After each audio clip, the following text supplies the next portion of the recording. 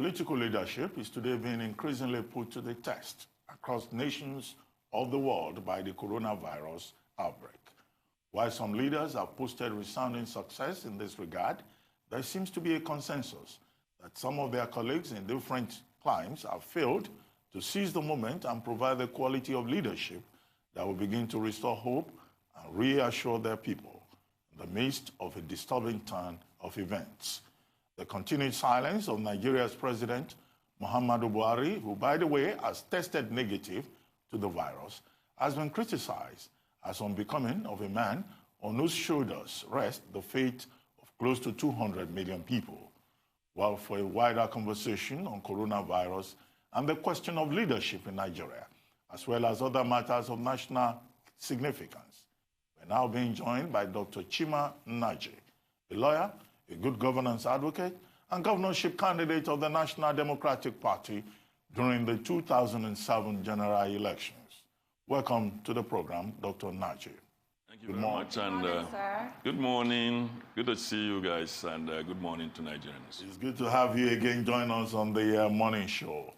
Difficult times for the world, even more perilous times for Nigeria, given the disclosures yesterday about the increasing number of persons who are already, having issues with coronavirus.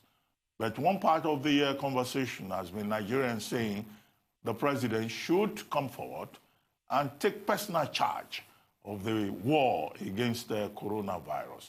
Do you think that's necessary, or you think that we have gone beyond that, and what is important is for various agencies to just continue to do their best and even do much better?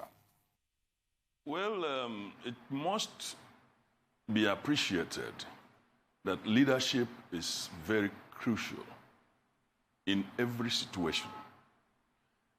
Even in the kitchen, if the chef does not show leadership, nothing comes out from the kitchen. Not to talk about a polity. And somebody was saying even before the coronavirus, that this president promised that he was going to lead from the front. There have been a lot of economic issues, problems, political security issues, and so on. And people believe that he has been missing in action. If there is any other time that the leadership of this country is needed most crucially, it is now. And the country's president is missing in action. In fact, many people are believing that, is he self-quarantining, or is he just the same type of taciturnity that had characterized his leadership style? A leader can never be taciturn.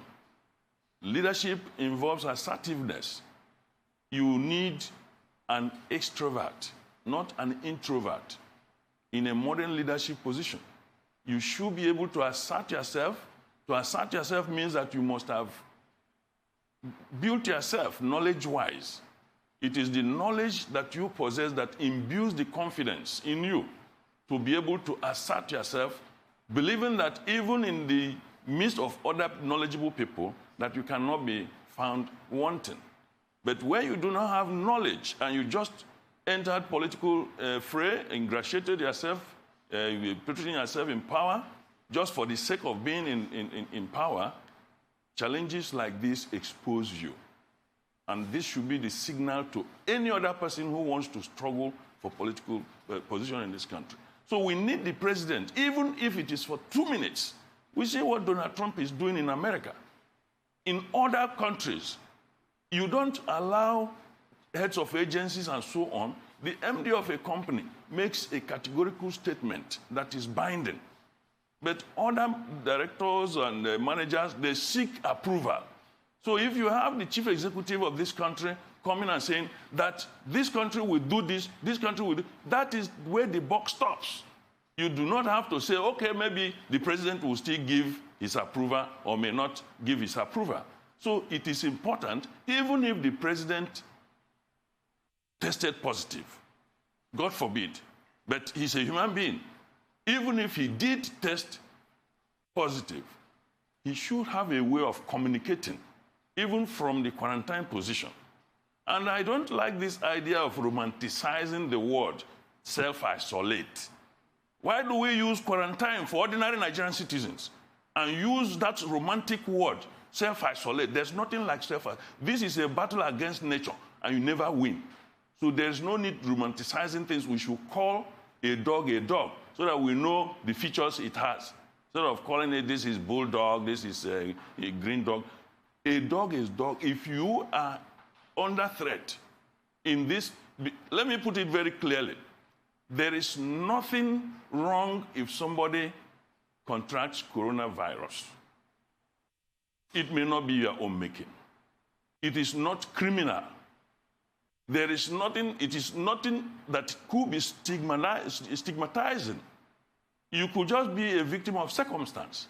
But this situation where people try to romanticize these things, giving the impression that because you are a particular class, then your own is not coronavirus. Then the other ones that are lower in rank who contracted it for no fault of theirs, simply because they are perhaps going about their businesses. And those who had the opportunity of looting this country have been ferreting in and out and distributing the thing as if they're distributing some product, edible product.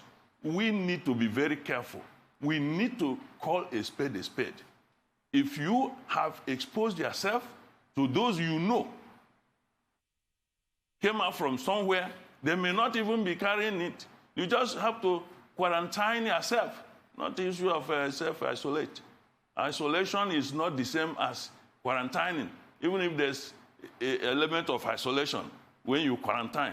But for what purpose? That is why the word should be used, So there's no need going into semantic gymnastics. This is the word, quarantine. And the idea of big men talking, and you see so many aides behind them, and they are preaching to us, even in that particular piece, to maintain social distance. What signal are we getting from the leadership? We are not getting the right, the right signals. You say you don't keep people too close, but you find people milling around you.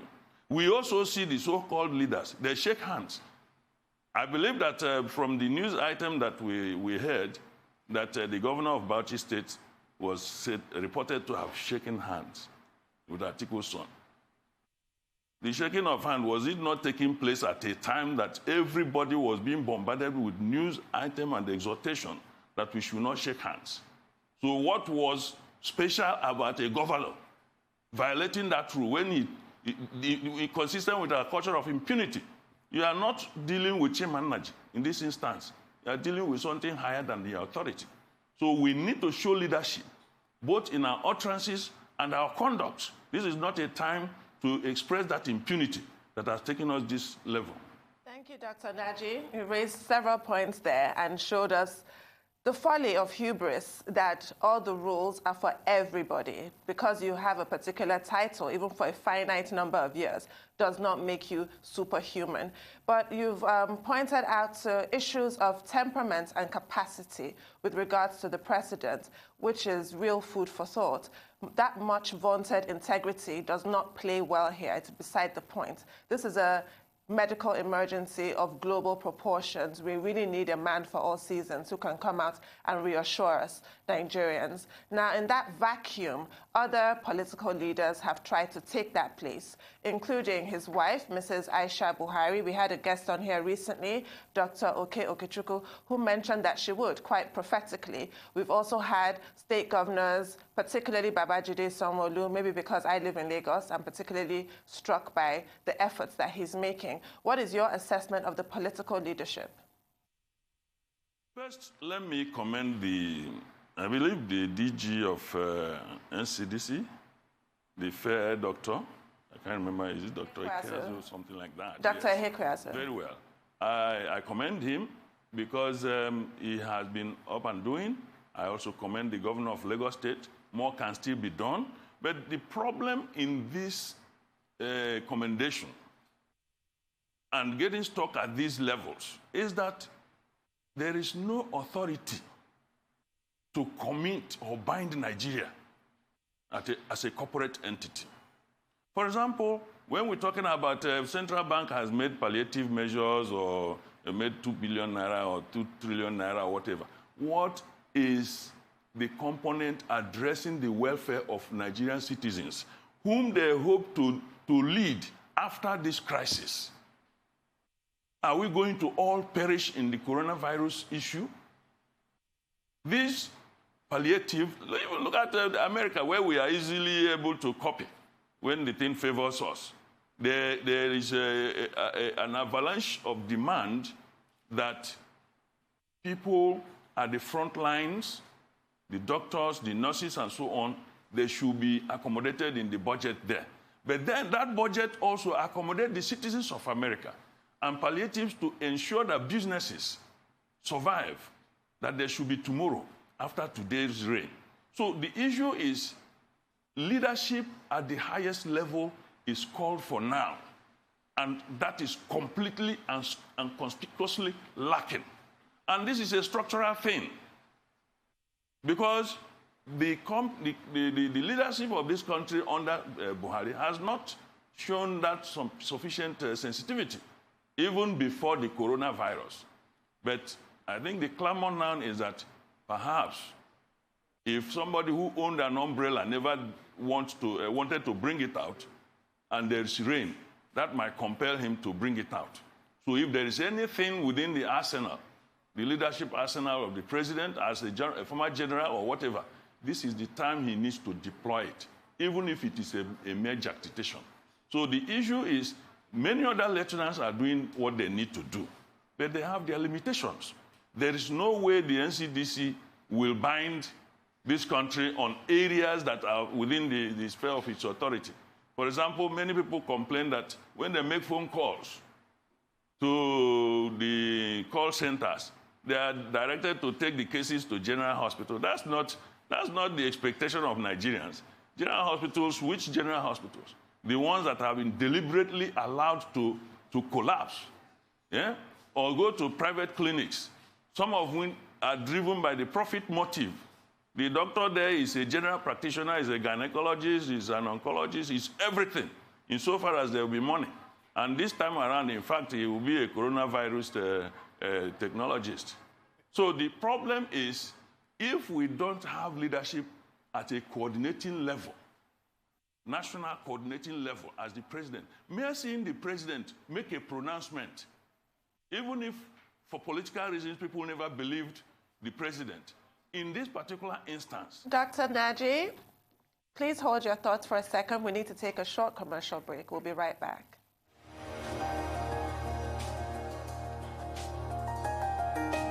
Welcome back to the morning show here on Arise News. Still with us in our studio is Dr. Chima Nnaji, a lawyer, a good governance advocate, and a former gubernatorial candidate, particularly during the 2007 general elections in Nigeria. Now, Dr. Nnaji, you were still making a number of points about leadership, particularly at the state level and at the federal level. If you may just conclude your thoughts on that. But when you finish with that, I would like to ask you, leadership is not just political. There are also corporates involved. And we've seen a number of banks issuing statements and guidelines in the newspapers today. But what should government do to get more, private sector stakeholders to also take measures? Because you still go to some stores, you see crowds, you don't see them testing people, and that poses a very big threat. In Lagos, the governor of Lagos State has said, well, stores and supermarkets that are not offering essential services should shut down for a week. But you know the way it is in neighborhoods, in other places, and in other states, many people still go to many of these shops and they congregate. What steps do you think government should take? Do you think that we have reached a point now where people should be sanctioned for breaking the social distancing rule? As a matter of fact, there is no doubt that leadership, even at home, you have maybe you say the man is the leader, if you want to say de facto, even if the jury, the woman might be the ultimate leader. Leadership is at all levels. But at this particular situation, you need the leadership at the apex level, because that is the one that is commanding and the one that is binding. Under the social contract, we have collectively surrendered that aspect of our own personal decision-making processes for Nigeria to be coordinated by those who have political authority. Even in the U.S., the governor of New York, as active as he has been, knows his own limitation. He's a leader of his own level, at his own level. But he's calling on the federal government to come in to complement the effort of, because there are certain levels of authority. It is the same thing in Nigeria. The governor of Lagos State can only do so much within his own level. There are a lot of constitutional issues that he cannot dabble into. He doesn't have the legitimacy, nor does he have the authority. Even if he embarks on it on an altruistic level, some people may challenge him, and they will be right. So that's why everybody is happy that at the federal level. For example, now, who is in charge of anything now?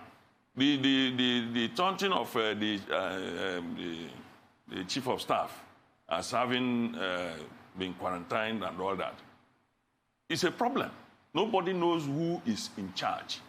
And this country cannot run on autopilot in that sense, even though I know that I have always believed that because of lack of leadership, things have been happening on their own. At individual level, we take our responsibilities. Social distancing is only an aspect of the issue of managing this process. By the time hunger will unleash, after 1 week of maybe people staying at home and all that, it becomes an internal issue that you have to finally find a way to address or you perish. And this is where we need leadership at the highest level. Are you going to look for budgetary arrangements to ensure that there are palliatives that will filter down to individuals, even at the level of hope? If you have no lunch this morning, and you know that this afternoon, and you know that perhaps tomorrow you will get lunch, hunger will not kill you when there is hope. The hunger that kills is the one that is meshed in hopelessness. So it will get so bad, but we need leadership that will continually remind us that that countries have gone through this type of experiences. Donald Trump is being taunted for saying at the end of April or whatever that things will be. That is the exhortation a leader has to give his own people, to give them hope. It may be bad, but hope, like a lily, never perishes. So the point we are making is that at this individual level, human beings will always, the homeostatic balance. If you are going to die of hunger, you can eat rat, do anything to survive and tell the stories later. But somebody who has responsibility to make you have jollof rice should not shirk on that responsibility, if you get my drift. We do indeed, sir. Now, we've talked about political, then corporate leadership. You mentioned institutional leadership when you talked about Dr. Ihekweazu. It is the leadership, the political leadership is in the best position to mobilize corporate leadership because they know that even if they have the right not to respond on CSR, that government has an uncanny way of using certain instruments to reward or punish, even in a subtle manner. Everybody will want to be whipped into line or even try to dramatize their CSR if the leadership at the national level is leading appropriately. Indeed. We see what Trump has been doing. I make that reference because Trump, at his own age, in spite of all the controversies that he has stirred, have taken leadership and is showing it. Whether rightly or wrongly, people are seeing that Trump is on top of the situation. And by the way he talks, it appears he has a helicopter view of the issues he's addressing. So the point is, if you have a president call on all the chief executives of corporate Nigeria, or even make an address that I want you to do this for this country in the interest of this, I'm going to give leverages, either fiscal policy leverages or monetary policy leverages. Then you know you are dealing with the last bus stop, that he has said it, you can take that word to the bank. If he doesn't implement it, you take him up on the issue of integrity, and these are things that will motivate people to fall in line. At the individual level now, no, people are scattered doing things from their own ends to survive. And some people just need to be recognized at the national level that it was their organization that did this. It is only government that can do that, especially in our own climate. That's why we are harping on the issue of leadership at the national level. And you see, the collateral benefit, if I should say benefit, on this particular situation is that this will send signal to those people who are angling for political leadership in 2023 that is not going to be business as usual, that you must be able to grapple with challenges that come out of government, not only the perks. It is not so much about running around in presidential jets, visiting every other country, or doing whatever you think that will ingratiate your ego. It is facing challenges when they come. If you don't have the content, don't go for the context. That's the bottom line. I wanted to draw your attention or remind you of what happened last year when the French cathedral, Notre Dame, well, the roof of it and the main spire, I believe, burnt. And within 10 days, $835 million was raised, mostly by French billionaires and also individuals. What parallels can you draw between that situation and the current situation here? Because when we're talking about leadership, we also have to look to individuals who have the means to really contribute and drive our fight against the coronavirus scourge. In line with what we are saying, the political leadership must make the space available. Many millionaires and billionaires of this country were beneficiaries of the corruption that we have in this country, either in bloated contract figures or outright stealing of our national patrimony. The point is that this is a time to call on them. Some of them will never want, if in fact it were possible for them to have run away, they would have run away, leaving us to our fate. But we are all in this stew. If you muddle the water, we must drink from the pond. So the point is that since we don't know how long this thing will last, it is better that we start addressing this issue because we are all in it together, the rich, the poor, and the wretched. And in fact, the wretched will not feel it much because they are already on the ground. So the ones that are falling from grace, that will soon happen, they are the ones that will be meeting those who are on the grass. And the ones on the grass may not accommodate them without slapping them. So they better behave themselves. Well, Dr. Nnaji, we'll take a short commercial break. When we return, the conversation will continue. Please stay with us. Welcome back to the morning show here on Arise News. Still with us in our Lagos studio is Dr. Chima Nnaji, lawyer, good governance advocate, and former governorship candidate here in Nigeria. Well, Dr. Nnaji, you said a lot about leadership at all levels, but I'm not too sure I agree with you about the statements you made about President Donald Trump. If anything, President Donald Trump has been contradicted on more than one occasion, not just by the New York governor, Cuomo, also by the most senior infectious disease expert in the United States, Dr. Fauci.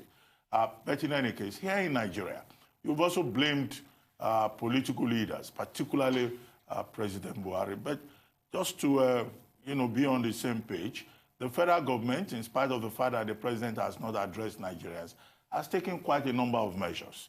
You have acknowledged the efforts of Dr. Kwazu of the Center for Disease Control, but you also note that the Central Bank of Nigeria, on the monetary side, has introduced a number of measures, including 50 billion for SMEs, focusing on the hospitality industry, manufacturing, and other businesses, small and medium-scale businesses.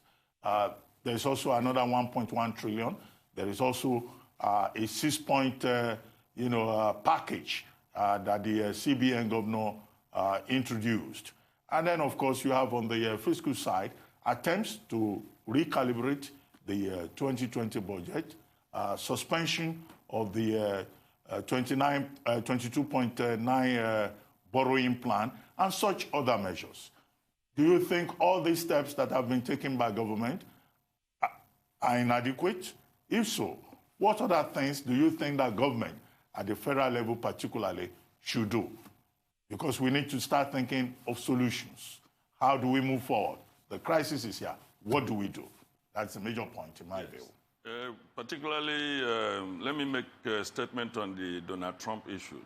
I didn't say whether he was doing the best. I said whatever it is worth, whether it is controversial, the important thing is that he is doing something. And the only way you make mistake is by acting. You don't make mistake without acting. Now, the issue of Nigeria, just like I made reference to a good chef, if you have any baby, mix any condiment, something will come out as pot of soup.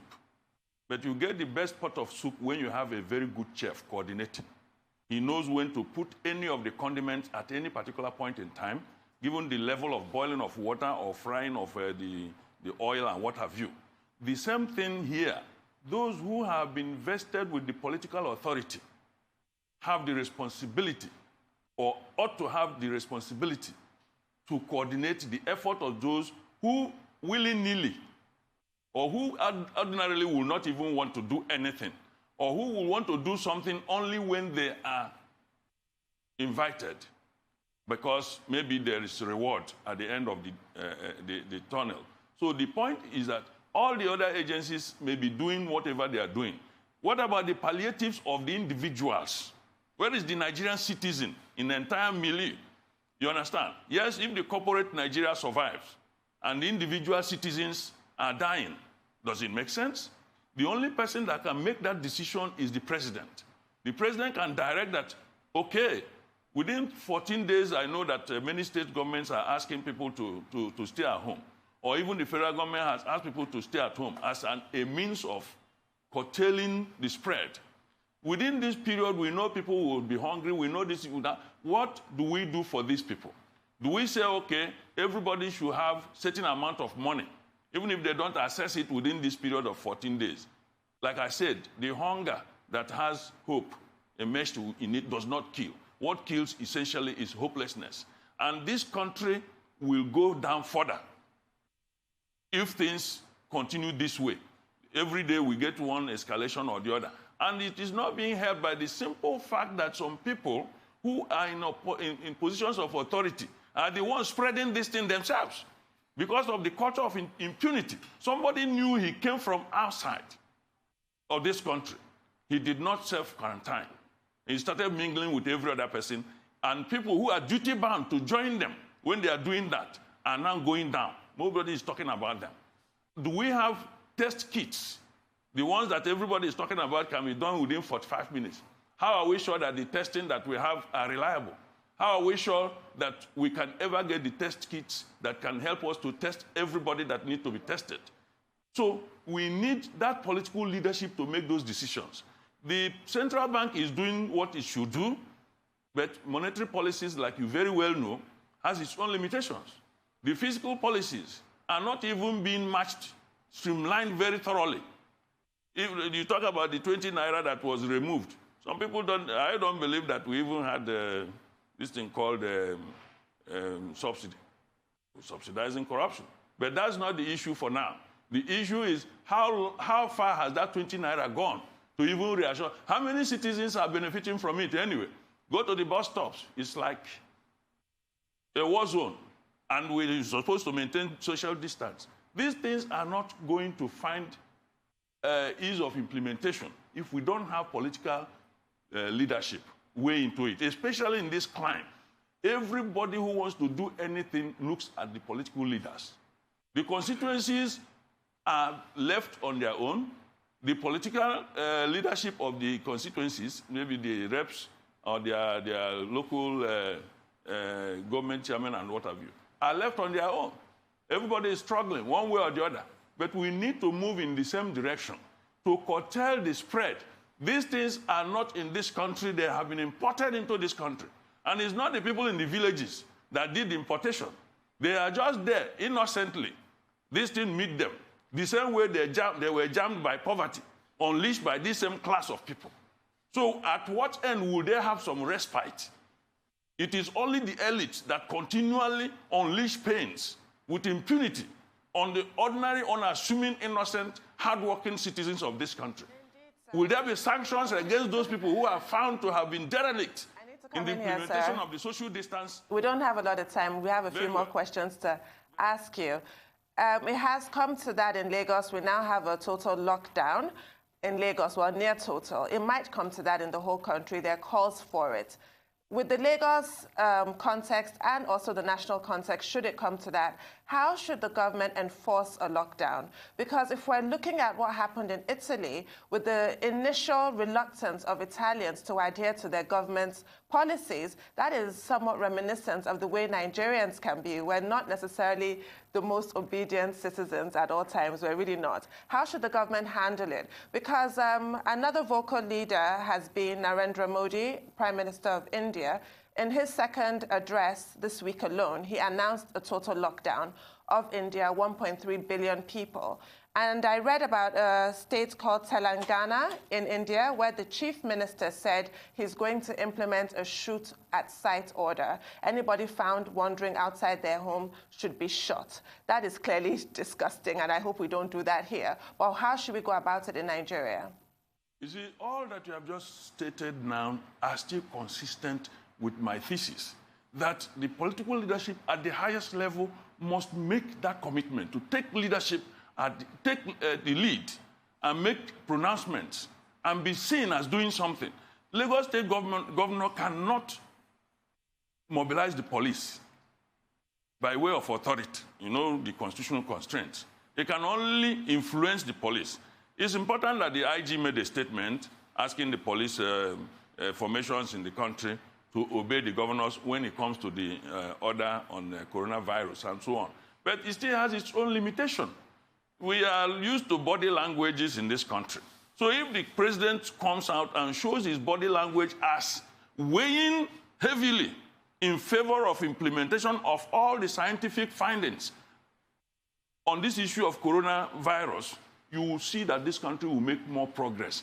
What we have now is a dilly-dally because it's affecting us, we are fearing. And you see, anxiety kills, especially the debilitating anxiety. There are two critical types, debilitating or facilitating.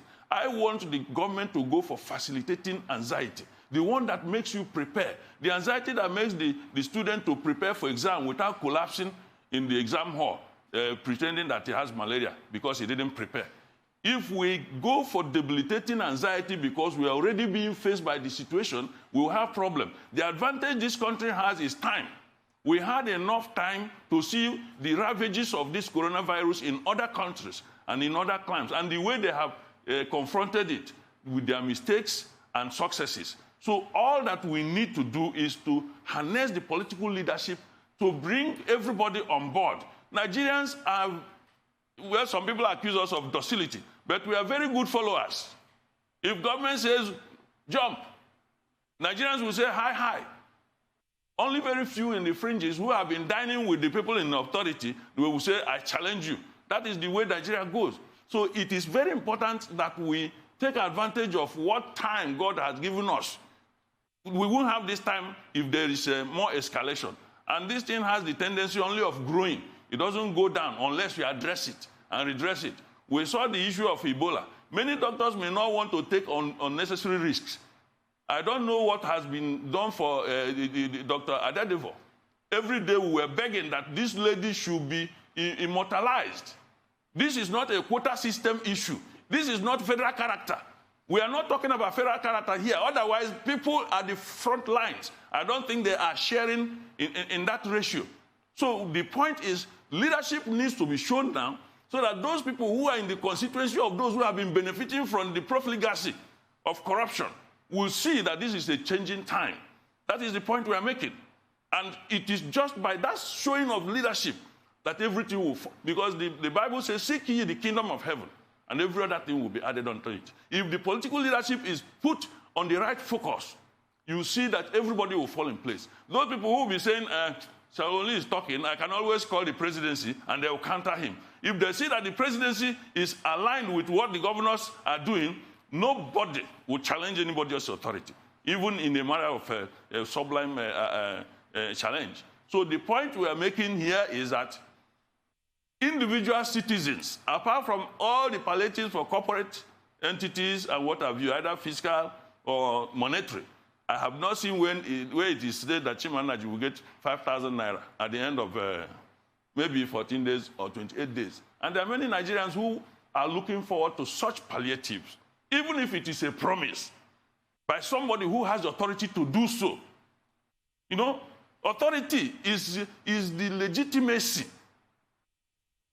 The legitimacy imposed perhaps by the Constitution on the people in the position of authority to elicit response from the citizens. Political power is there. The legitimacy is the authority. People invest in you to exercise that power.